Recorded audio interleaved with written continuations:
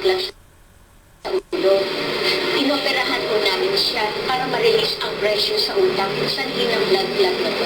Kumusta na ang kondisyon niya? Hanggang ngayon, hindi pa rin po siya nagigising. Wala na po tayong magagawa kundi ang maghintay. Excuse me. Maiwan ko po. Salamat po, Doktora. Baka hindi po gumigising yung tita Eva. Sa ngayon, nasa induced coma ko ang tiyahin niyo.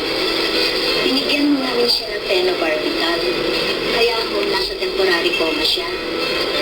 Ginagawa ho namin yun kapag ang pasyente ay nag-undergo ng major neurosurgery para protektahan ang kanyang brain muscles. After 2 days or few days, aalisin na ho namin ang mga gamot niya. At doon mo natin malalaman kung saan ang magigising ang tiyahin niyo. Pero Dok, safe po ba ito?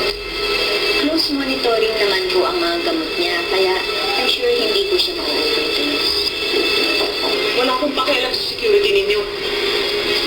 Sa delikatong kondisyon ng pasyente, hindi muna po kami magpapapasok ng madaming bisita.